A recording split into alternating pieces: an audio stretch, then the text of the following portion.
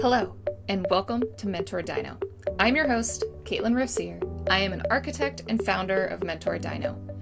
I firmly believe that architecture, engineering, and construction professionals can achieve true success by embracing human skills as their guiding principle. So each week, I interview amazing professionals in and around the AEC industry as a way to share stories, inspiration, and advice for others finding their own unique career path. Thank you to all of our current subscribers, and if you're new, we'd love to have you join our community. So if you like this episode, please do me a favor and hit subscribe, like, or leave a comment below. It really helps others be able to discover this resource and support them on their own career journey. So let's dive in. I really hope you enjoy this conversation.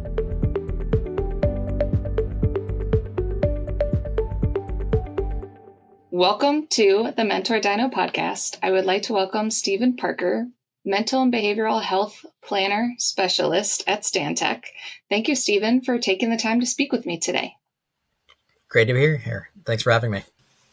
So I always start out with the loaded question. If you don't mind introducing yourself and letting my listeners know a little bit about your experience and journey so far in your education and career. Sure. Again, Stephen Parker. I live in Arlington, Virginia, and work out of Washington, D.C. With Stantec, mental and behavioral health planner and architect.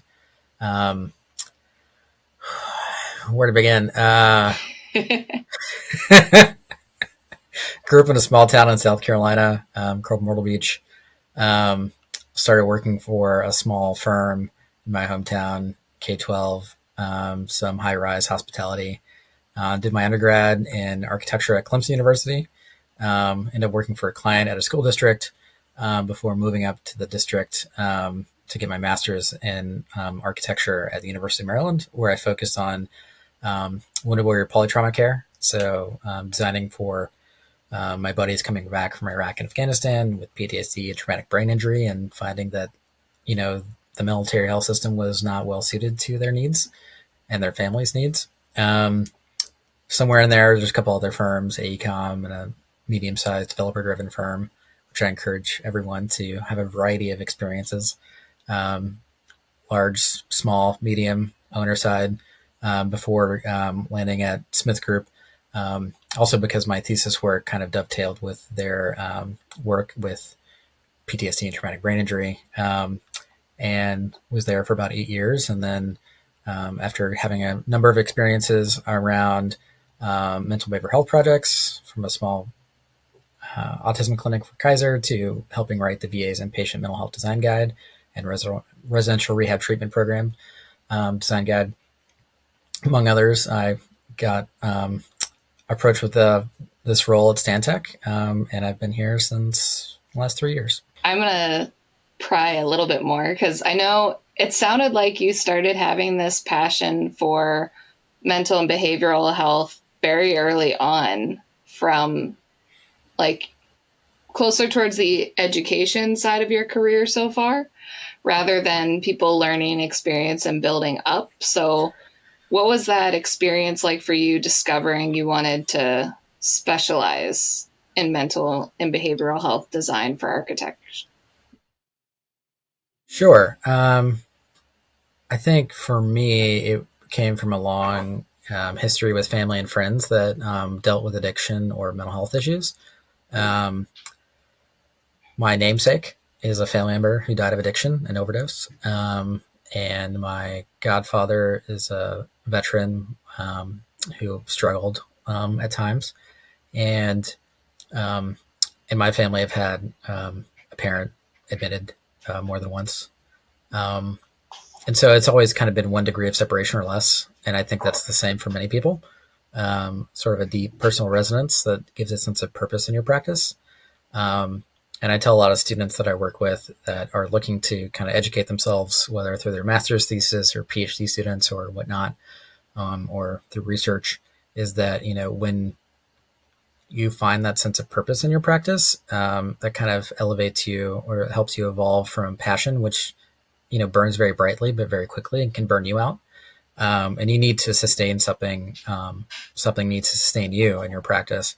And so it came from that kind of family background, that educational background, and that experience that I was lucky enough. I will say lucky because it was somewhat serendipitous at times as to where I was in my career and the product opportunity and the advocates and mentors I had at the time that kind of afforded me those opportunities to take advantage of. But also my interest in doing it. I feel as if for a long time the industry has not really looked at this area of practice with a lot of love and a lot of interest.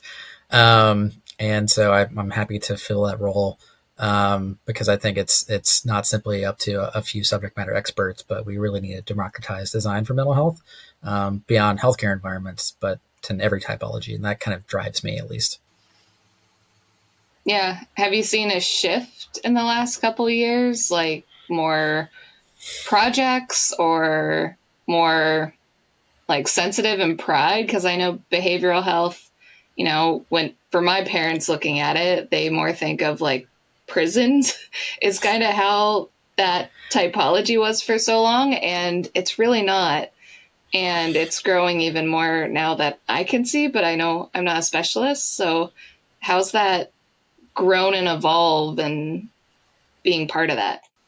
Yeah, I mean, I think in the past 5 to 10 years, there has been something of a sea change. Partially, it's the recognition that mental health has been something that we've underinvested in as a society in the United States, as well as other countries where I practice, and that has led to more systemic problems when you underinvest in prevention.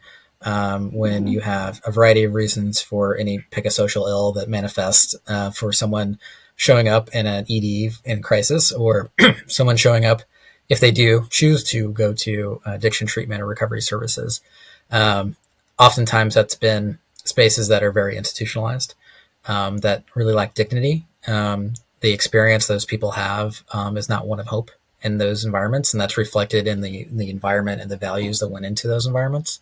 So I think there has been a sea change, and I think partially it comes back to money and funding and people realizing that there is a deep seated issue in a variety of community settings that are all slightly different. And we as an industry we tend to chase the money. We tend to follow where that opportunity and design is well afforded, and so seeing that there's greater parity in reimbursements first off, but also as states and health systems have invested more heavily into these facility types because they realize that design does influence your mental health and well-being, that value should be reflected. But everything from One Flew Over a Cuckoo's Nest to pick uh, a media portrayal of mental health and asylums, and you will see a deep-seated stigma in how people conceptualize and spatialize the coercion and confinement that mental health environments have long stood for. And I think that's really changed in the last um, 5 to 10 years, more so than any other time. Yeah. Design and research always changes architecture, which I find always fascinating. Like my high school growing up, I know it's more education background.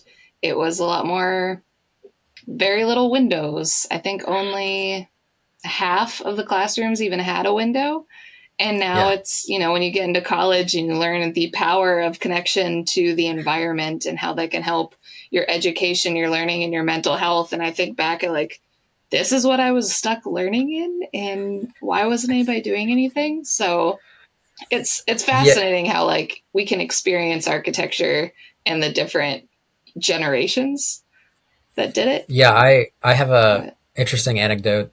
So my hometown, my high school was across the street from where I lived. It was called Sockasty High School. A lot of the names of our schools are from local tribes.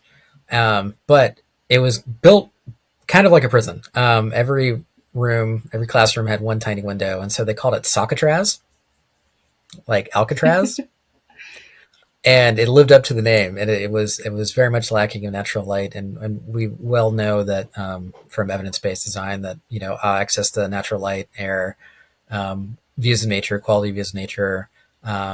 Anything that sort of helps you better connect with your surrounding environment and orient you and not disorient you kind of does help you ground yourself psychologically and somatically. Like, you can have a physical response to how you experience a space, and that can change your mood drastically.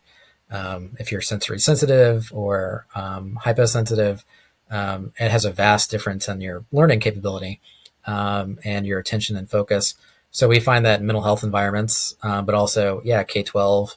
We recently exhibited a sensory exhibit, Zenden, as we called it, at a Texas conference, and it was all K 12 kind of oriented. But for kids wanting to learn to self regulate, like their environment can have a huge impact as to the educational outcomes if you kind of think in that multidimensional way. Yeah, and just seeing how all those things can lead up and connect to each other. Because I'm sure if somebody had a better educational environment, they may not have some mental challenges and going down different paths. So it's like it all trickles down and connects. Well, yeah, it's even down to the nomenclature. Do you call a sensory room before that was a calming room? Was it a de escalation room? Was that the timeout room? Like you can use nomenclature to obviously infer what will happen in a space, but also what is someone's reaction to or the space they're going into next. Vast difference in their responses. Yeah. And from an architect perspective and specializing in behavioral health, what tips do you usually provide to young professionals developing that specialty or discovering it? I know it was more one step away from family for you, but have you found other ways that people have found their purpose or, you know, Well, yeah. focusing?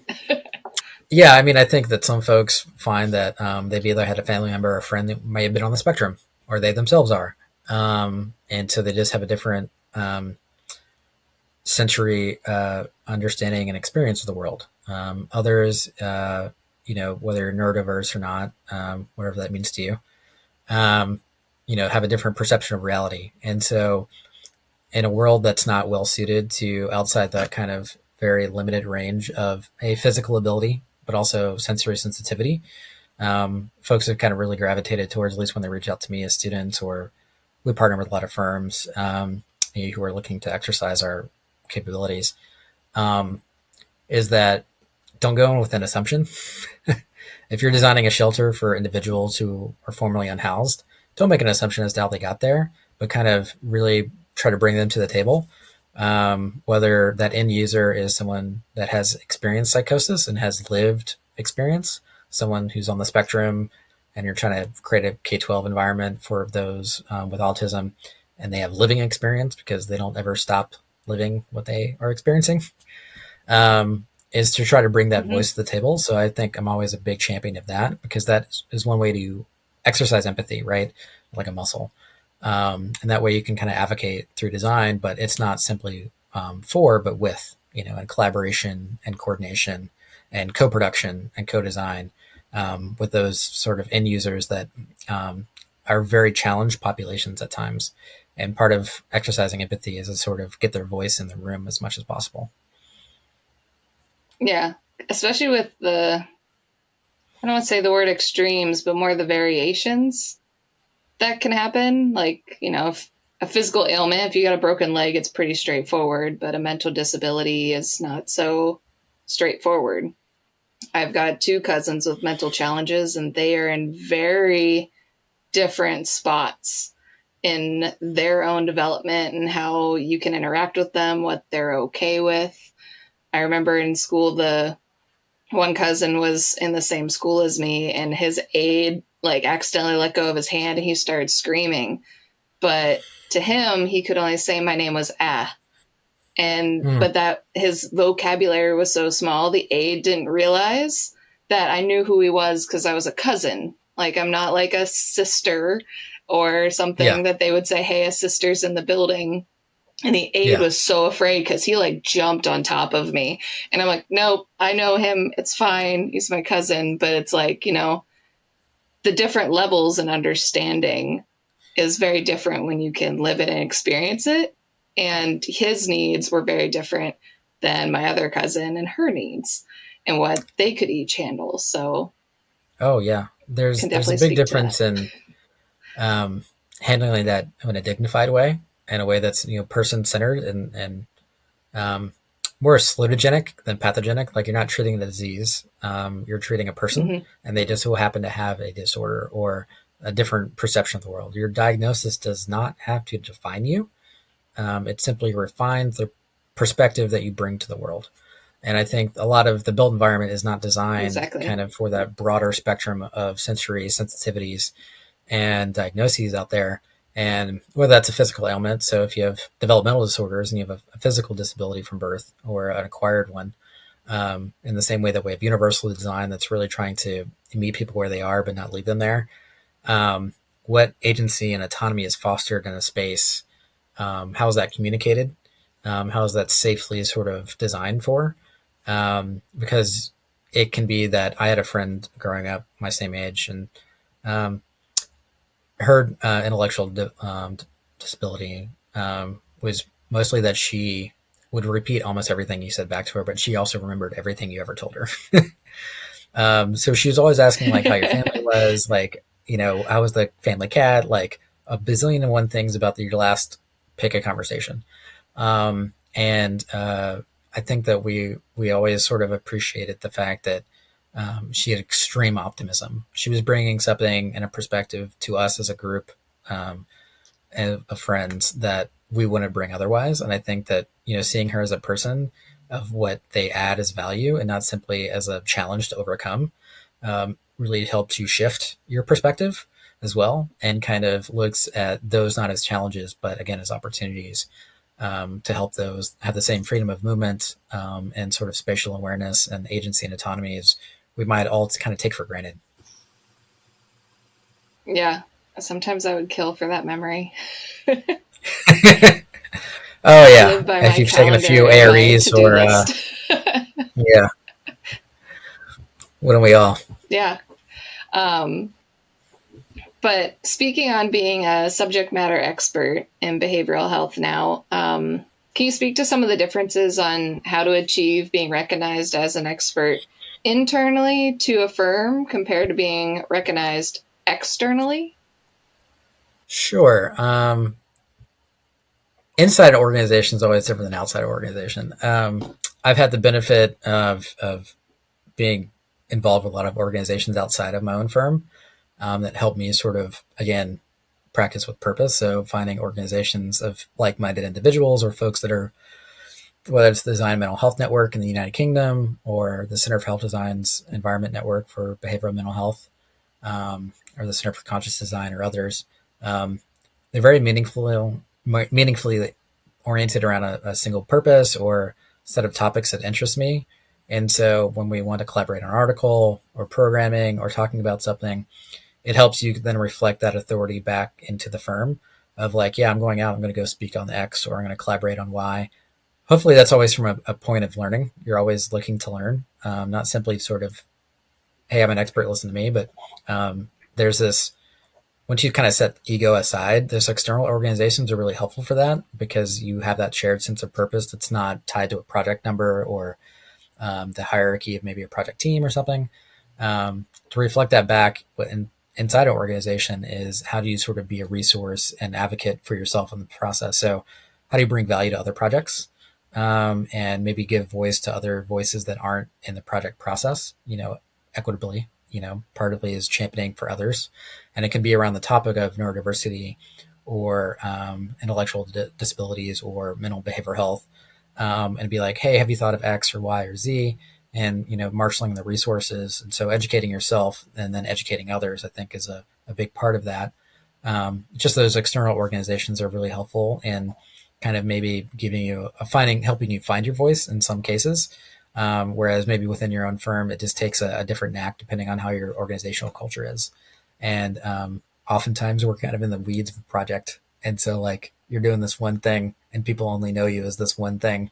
So, how do you differentiate yourself? How do you sort of explore your interests? Um, Hopefully, your firms can afford you those opportunities to learn deeply within the organizations. But sometimes you need to go outside of those organizations, take those lessons learned, and bring them back. And I think there's a lot of value in that, so long as you kind of do that with the right mindset, that works within your firm's culture and sort of practices. Yeah. So how did you discover those organizations to get involved in that have that specialty? Like, can't just Google behavioral health organizations and make sure the Yeah. right ones pop up? Yeah. I mean, I again, no journey that I've had, at least, and a lot of other folks, is kind of linear. There is a multiple dimensional constellation along your journey, right? You're not working with only in one axis of dimension of your experience, and time being linear doesn't mean that your journey and career is. Um, so, for example, I evolved from being a student leader in the AIS and working on advocacy policies that got me involved with Architects Forum, and I became the advocacy director nationally. I got involved into then running for national election for the Strategic Council, and I was elected to that at the AIA. And while I was doing work around mental and behavioral health at work, around helping develop this design guide for the VA around mental health and residential rehab treatment programs, I was touring all these facilities all across the country. So I got exposed to like dozens and dozens and dozens and dozens of case studies and product tours and things that kind of really helped me snowball knowledge. But it also gave me interactions with other firms, but also other organizations that were advocating for mental health or through design, whether that was the Academy for Neuroscience for Architecture, whether that was the Center for Health Design, whether that was the Academy of pick an academy, the National Academy of Medicine, any number of organizations very far outside of the normal AEC industry, actually. And then I was able to then move forward and actually propose a mental health and architecture incubator in December of 2019. And so if you don't know anything about how the AIA's governance works, at least at that time, was there's two kind of governing bodies, the council, Strategic Council, and the board. And so the council was set up to kind of be a think tank, to sort of take ideas from membership and study them and bring them forward to the board to either make policies or fund things or otherwise make movements along those topics. And I felt, along with my co-chair, co-convener, Amy Rosen, was that there was kind of a lack of understanding around how architecture impacted mental health and mental health influenced architecture, and that we were poorly suited to discuss topics salient to, whatever societal awareness there was around a topic until it was very last minute. So how do we educate ourselves and our members if mental health comes up, if a K-12 question comes up? How do you sort of like pull the experts and kind of come up with best practices or key pointers or just our basic understanding around the topic of mental health and how architecture influences it? And so that was a topic that not a lot of people had interest in December of 2019. But it was a topic a lot of people had interest in March of 2020, for Mm-hmm. all of the reasons. And so I think I was at the right place at the right time, and I was able to leverage an outside organization that kind of responded to what I was doing in practice with other individuals that were like-minded. So I was talking with a neuroscientist from the Salk Institute or a neurologist at the VA or all these other outside experts that we sort of brought in. And then we talked to all 21 knowledge communities across the AIA at the time. And that spawned like the housing group or education group or the justice group to look into creating their own subcommittees and groups around mental health. Because we were learning from them as how they approach, from a K-12 environment, how, the psychological safety of a child in a school or an unhoused individual that's moving into a permanent supportive residential community, or those facing addiction but going through the justice process. They all had these different variety of lessons to learn, and so we just try to collect and coalesce that throughout the pandemic, which was fascinating to try to do. And I think that was one instance of taking an internal sort of expertise you're developing and taking it outside, you know, reinforcing it, collaborating with other people. I think it's a huge portion of it is that you don't learn anything or do anything in isolation. It's always in collaboration. It's a long-winded answer, but yeah. No, I think it was good because it touches on like you never know where something's going to take you and what happens, where you are, what the environment happens around you, and where that can take your career. So when you, Absolutely. as a specialist, are you touching every project type at this point rather than honing in on, a particular facility, or I know you mentioned working with the VA, and the VA can be a monster of a project, but are you finding more of those other project types are pulling you in as an expert to help out on their projects? Yeah, I mean, I think for me at least, I don't know how it is for others, is that while the majority of my time in practice is definitely on those healthcare projects that have a mental and behavioral health component to it, anything from a standalone forensic psych hospital in hundreds of thousands of square feet and hundreds of beds to, I'm doing inpatient units also at hundreds of thousands of square feet and hundreds of beds in a big hospital. So like you're working in these different scales, and in my case, in different countries sometimes, that might be a mental health adult unit. It might be a pediatric autism center. It might be a geropsychiatric outpatient facility. It might be a recovery facility for an indigenous community. It might be a pediatric um, uh, treatment facility for those with intellectual developmental disorders. It might be, pick a scale, pick a typology, pick a community and context. Now, there are some lessons learned that you can take from one to the other. And then you're always kind of snowballing knowledge. And so you're taking a lot of institutional knowledge across a big portfolio like we have. And that benefits a permanent supportive housing project where individuals are also contending with addiction issues, whether that's alcoholism or opioids or other substance use disorders. And, how do you craft a sense of a destigmatized space, or a place that helps address stigma by allowing them to at least know that it's there and they can get help? Like, that's going to look very different from another community that you have a conversation with. And so partially it's learning with them of what they need. And so taking those design values that we have and translating them into a school setting for a sensory room, might just have to work on the age range or the specific, targeted need of a child in Texas who has difficulties with reasoning or relating or self-regulating. And it might be very similar to the sensory needs of someone in an inpatient psychiatric facility that is having problems with reasoning and relating and self-regulating. They might have a different design outlook for how they actually look and feel and experience, but maybe the underlying concepts below them, whether they're trauma informed or sensory sensitive, they translate. So I do get an interesting cross section of projects that come across my desk. That's, a little variety and spice of life, which I really am appreciative of because they also help me better inform my other projects as well. Yeah. Have you ever had a project where like their policy was in conflict with what you were trying to achieve and what you've learned? Because I know we've talked about a lot's happened in the last 5 years in terms of that growth. Have you ever had that like conflict with the owner and how you were able to educate them? Yeah, I think, and education to me is a two-way street. So I'm learning as much from them as I hope to teach them along the way for this process.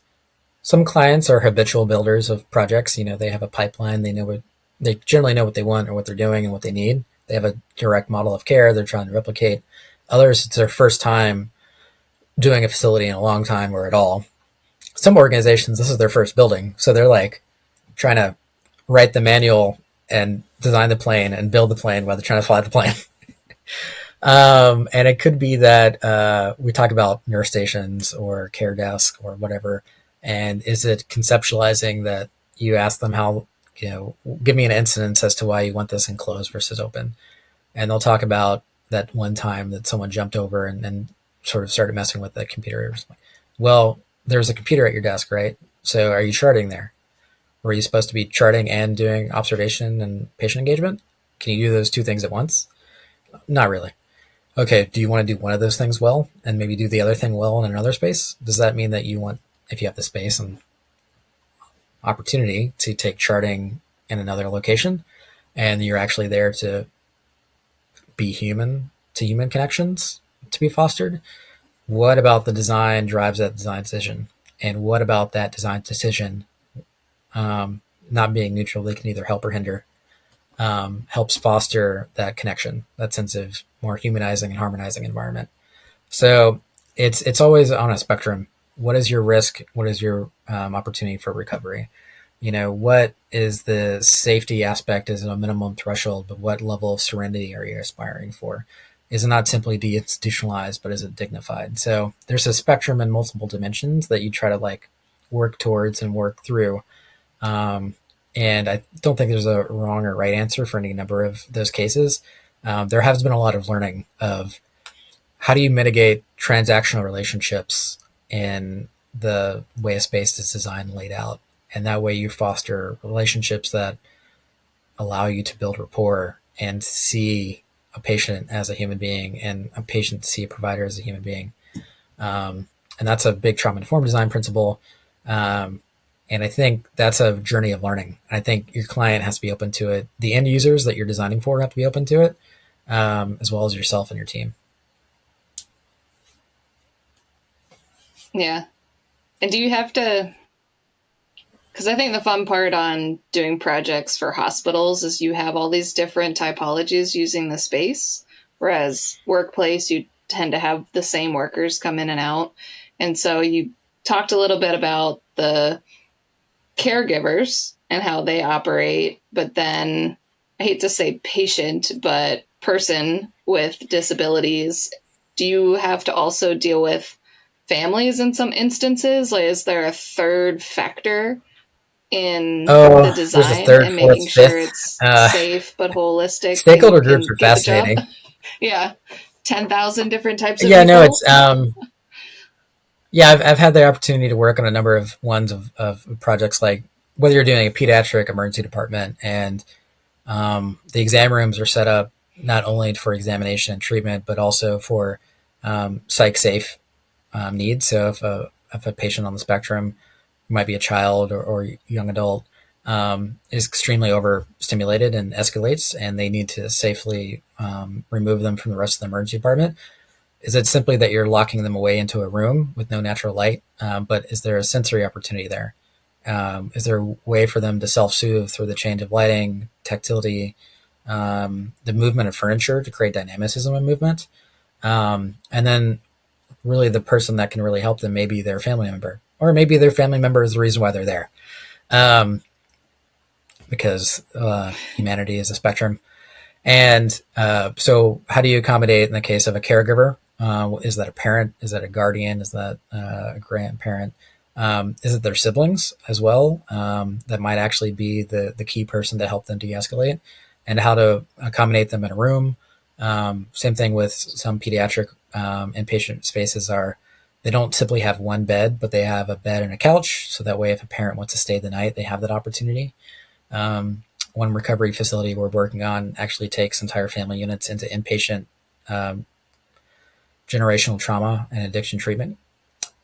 So mom, dad, aunt, uncle, kids, because the issues of generational trauma might not extend to some one individual in one generation, but multiple individuals, and their interconnected relationships are really what you're trying to help them um, overcome issues, difficulties that is not simple as taking a person out of a toxic environment only to send them back. But how do you sort of craft a culture in a space, and then hopefully you can instill those lessons learned. In the case of a lot of mental and behavioral health spaces, they're trying to teach patients how to self-soothe or self-regulate once they leave the four walls of whatever facility they're in. And what about that facility can help them teach and foster those relationships and then take those lessons learned out into the world that's not designed for them. So yeah, thinking about those other stakeholder groups, we did a mental health maternal unit in Louisiana that just opened up. And so how do you think about the mother-baby relationship and then their spouse or partner and their extended family in a very traumatic time in someone's life where they're bringing life into the world if they have that opportunity, and maybe that was not going as planned, or it went as planned and they did not react well to their responsibility of it. And it just gets messy. Humanity is messy. And I think what I find endlessly creative about my aspect of the work is that you have to be very creative, innovative, and empathetic to kind of design for that spectrum of humanity, where it's not sort of cut and dry. I cured someone, a patient of cancer. This treatment worked. Someone went in for surgery and they came out. No, they may have gone in several times. They may have been sent there because of not a great family situation. But I think that's the power of designing for humanity as most vulnerable, is that you really have to take that responsibility close to heart. Yeah. And I guess the other part of that humanity spectrum that you speak about is also you do work outside the United States. So cultures also play effect in that design and how that changes. Has there anything like really surprised you by doing something in a completely different culture with mental health? Oh man. Yeah. That one's a I mean, tricky I can one. go down the road and I can hit a different culture. I have a Bangladeshi family to my left, and one from Hong Kong on my right, and one from El Salvador across from me. And the way that we address stigma in place is very different. Um, you can go to a small town, and if someone parks in front of the clinic where the AA meetings are, everyone's going to know about it in 5 minutes.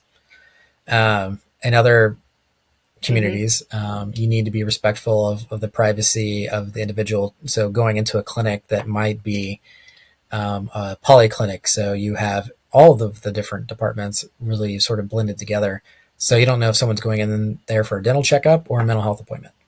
Other times you really need to feel as if a community wants to have a facility far removed from others, only because of the really sensitive nature of what maybe an addiction patient is going through in that cultural setting.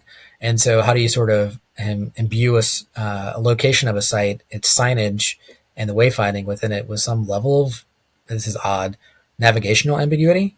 Because you could go down that road and you can go to the church or you can go to the addiction facility. You don't know if it's one or the other. They can go down a corridor, and is that the place in the kids' elementary school? Is that where the nurse is, but also the counselor, or and a bathroom? Is there just some way for you to overcome the stigma of even accessing care, but just thinking of where it's placed, the wayfinding and nomenclature of it? That might be very different. What I might do in Australia or Canada or the United Kingdom might be very different than what I do in, you know, done work in China and India and Kenya. Um, is very different in like multiple aspects. Um, Most of those last three countries have ward systems instead of individual patient rooms in most cases. And so you're used to having 6 to 20 people in a room. And a lot of inpatient mental health facilities are set up very similarly. You might have a smoking porch or a place for smoking to occur inside your building in some of those settings, because that is oftentimes seen as a segue to overcome addiction. You see that in many settings, but like to actually integrate that into the building, when you're like, oh, we don't allow smoking in this entire city or this entire state or whatever, and they're trying to build it into a facility because that's their model of care. Other times it's the accommodation of families. Um, you might go into an inpatient care setting, and actually your day-to-day caretaker is your immediate family member.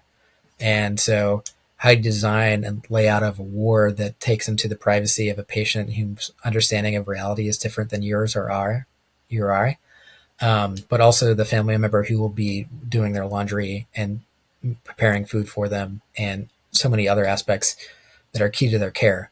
And so, how do you care for a caregiver you never even thought of? Like, you accommodate families to like come and stay and Mm-hmm. visit, but not like live there.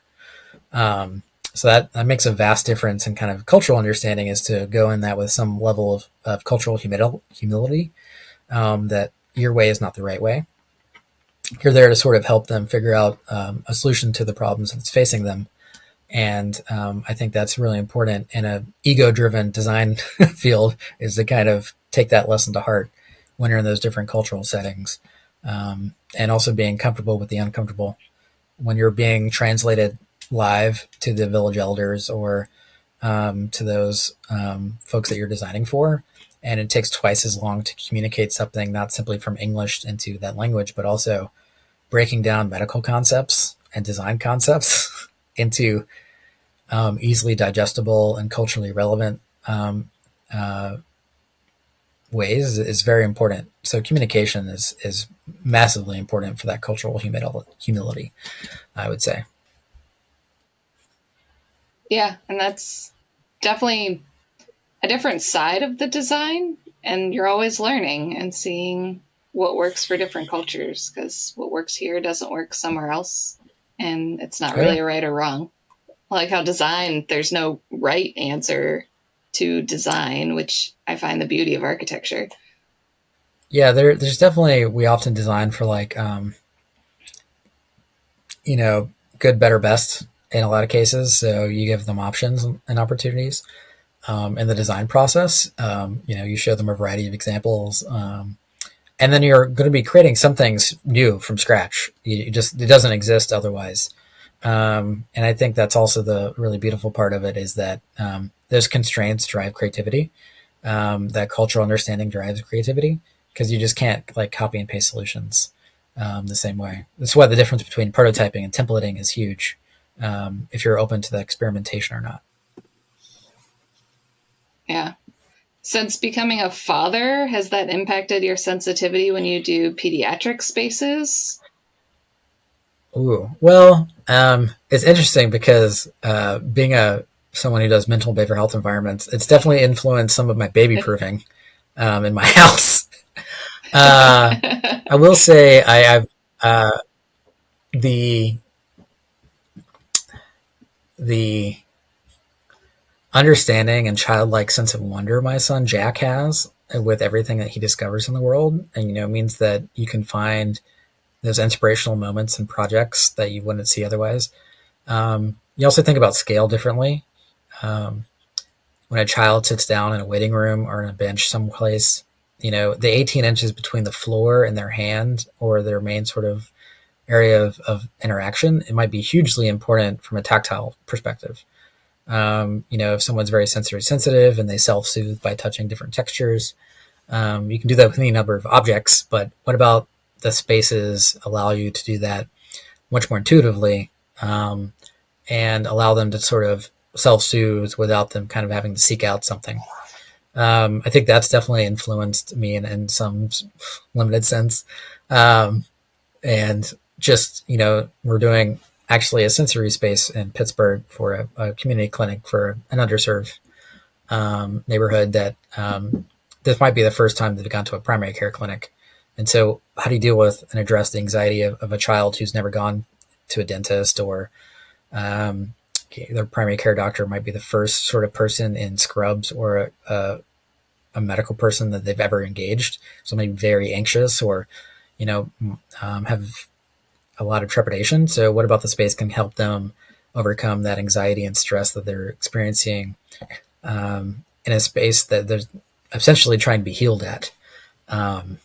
And I think that to me is how you sort of measure the quality of your practice is those sort of moments you can design for, the qualitative moments of helping someone through a situation that might be very stressful or anxiety inducing, more so than quantity. We often judge our practices by number of beds or square feet or dollars of construction or years of experience. And we probably should be thinking more about the quality of the human experience. Yeah, because anxiety and trauma can come up regardless if you have a disability or not. Because I know I just finished a project that Mm-hmm. I did. It was an MRI, EEG, a lot of mental brain imaging, but they did a lot of pediatric work. And it was, hey, how do we make this look like a fun facility, but not have it be too pediatric? But these patients coming through and participants of their studies, they don't want them to be scared on the process. An MRI Mm-hmm. is very loud. And so that can be very trauma inducing Yep. to a child, and they could be a Mm-hmm. perfectly normal human. And so, Yeah. really taking that step back and thinking about anxiety and at a small human scale. Oh yeah. I mean, is it that window bench that is definitely not kind of adult size, but it's perfect for a little kid to curl up in, and they can watch the trees and the birds go by as they're waiting for their appointment. Is it not simply that it's called a waiting space? but is that really kind of billed as a playroom that they just so happen to be waiting in? Do the curtains on the exam rooms actually have kind of little games and Easter eggs you can find in the patterns? All kinds of little things you can design into crafting that experience and helping with aiding in positive distraction, and any number of evidence-based design approaches that are very small but can be extremely helpful. Yeah, definitely. And I always like wrapping up my podcast with this final question, and it's, what advice do you have for young professionals just starting their career? Whew. Where to begin? I would say just be open to the what your peers have to offer, your own potential, and the possibilities that can be fostered with that kind of collaboration and openness. Don't think that if you apply to something, if you don't get it, if you're not able to go on that trip or get on that project, that there won't be another opportunity. You may have to be a little bit more asymmetrical in how you approach getting that experience or making those connections or just improving your skill sets. You can zig, you can zag, just be open to those possibilities. Partially that's advocating for yourself, advocating for others. I think is a big part of it. If you go in and ask, like I did in my thesis work, I basically asked most every large firm in my city that had a healthcare practice. I picked the brains of most of their medical planners by the time I was done. Partially because I needed a security clearance to get onto my thesis site, and I needed a job that would give me that security clearance. But in the process, I met so many great collaborators and future mentors and peers that really helped hone my own skill sets and knowledge base and the connections that really make this industry work. It's extremely relationship based. And I think that just being open to those relationships, not getting this is like a cornucopia of advice. Hopefully it's useful. Always bet on yourself. There's always another opportunity. Go after it. Be open to it. Do it with humility. Have fun. Yeah, I think it all ties together to the initial statement of be open. And regardless if that's with connections, experience, what you're doing at the time, I think if eyes wide open. Absolutely. But thank you so much, Stephen, for taking the time to speak to me today. It was a pleasure to learn more about behavioral health and that side of our industry and what you've been able to do so far in your career. Yeah, thanks again for having me. Hopefully an hour's worth of that is useful to you and your listeners. Again, appreciate the opportunity, and always happy to chat. I hope you enjoyed our discussion today. Learn some advice to take with you and see how our industry is all tied together to create the world around us. Check out the description below for any links or resources we discussed. If you liked the episode, please do me a favor and hit the subscribe button. Give me a thumbs up and leave a comment below. It really helps others be able to discover this resource and support finding that career path that best works for them. If you know someone that has inspired your own career that you'd like me to interview, let me know in the comments below, or you can reach out to me via my website or LinkedIn. I'd be happy to share their story or your own. Thank you again, and I cannot wait for the next career story I get to share with you next week.